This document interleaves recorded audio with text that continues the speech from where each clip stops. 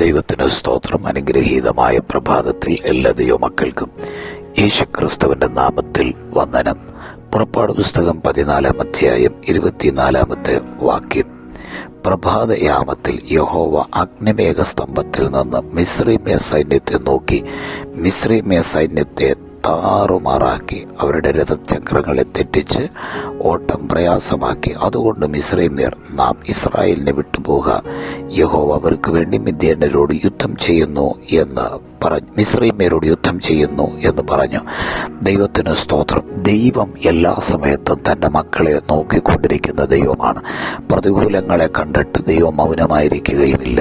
ദൈവജനത്തെ നോക്കുന്ന കർത്താവിനെ കുറിച്ച് സങ്കീർത്തനക്കാരൻ ഇപ്രകാരം പറയുന്നു: ഇസ്രായേലിന്റെ പരിപാലകൻ മയങ്ങുന്നില്ല, ഉറങ്ങുന്നില്ല. അതെ, ദൈവം മയങ്ങുന്നില്ല, ദൈവം ഉറങ്ങുന്നില്ല.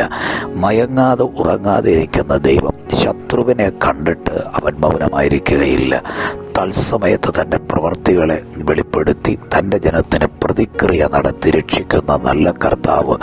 ഇസ്രായേൽ ജനം മിസ്രയീമിൽ നിന്ന് പുറപ്പെട്ട് കനാൻ നാട്ടിലേക്ക് പോകുമ്പോൾ ചെങ്കടൽ വഴിയായി രക്ഷപ്പെടുന്ന ദൈവം തുറക്കപ്പെട്ട വഴിയിൽ മിസ്രയീമ്യ സൈന്യം പിന്നാലെ ചെന്ന് അവരെ തകർക്കാം എന്ന പൂർണ്ണ വിശ്വാസത്തോടെ ദൈവജനത്തിന്റെ പിന്നാലെ ചെല്ലുമ്പോൾ സർവശക്തനായ ദൈവം അഗ്നിമേഘ സ്തംഭത്തിൽ നിന്നുകൊണ്ട് തൻ്റെ ഭക്തന്മാരെ രക്ഷിക്കുവാൻ ശത്രു സൈന്യത്തെ നോക്കുവാനിടയായി.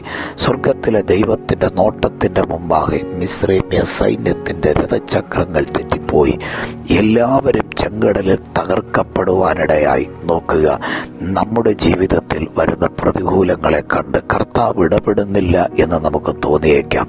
എന്നാൽ തത്സമയത്ത് തൻ്റെ പ്രവർത്തികളെ വെളിപ്പെടുത്തുന്ന കർത്താവ് കൂടെയുണ്ട്. അവൻ നമ്മെ മാത്രമല്ല നോക്കുന്നത്, നമ്മുടെ ശത്രുക്കളെയും അവൻ നോക്കിക്കൊണ്ടിരിക്കുന്നു. നമ്മെ മാത്രമല്ല ദൈവം ശ്രദ്ധിക്കുന്നത്, നമ്മെ തകർക്കുവാൻ വരുന്ന ശത്രുപക്ഷത്തെ ദൈവം ശ്രദ്ധിച്ചു നോക്കിക്കൊണ്ടിരിക്കുന്നു.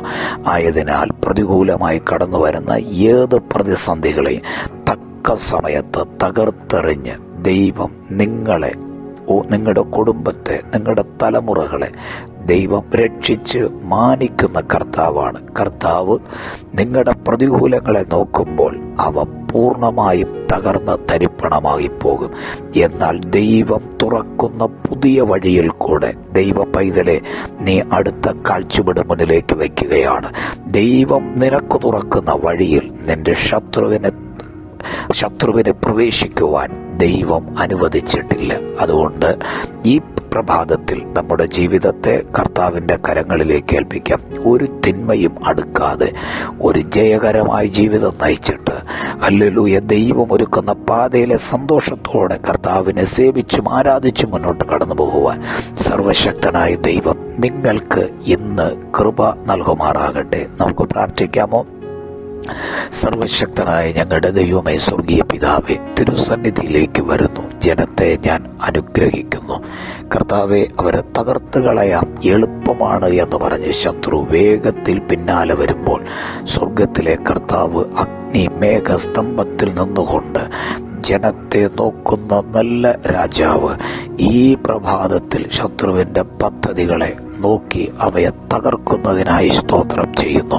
ദൈവജനത്തിനായി പുതിയ വഴികളെ തുറക്കുന്നതിനായി നന്ദി. ദൈവജനം ജയകരമായ ജീവിതം നയിക്കുവാൻ ദൈവം കൃപ ചെയ്യും, അതിനായി ഒരുക്കും. ഇന്ന് കർത്താവ് ഒരുക്കുന്ന പുതിയ വഴിയിൽ അവർ സഞ്ചരിപ്പാൻ കർത്താവ് കൃപ നൽകും. യേശുവിൻ നാമത്തിൽ തന്നെ പ്രിയ പിതാവേ, ആമേൻ.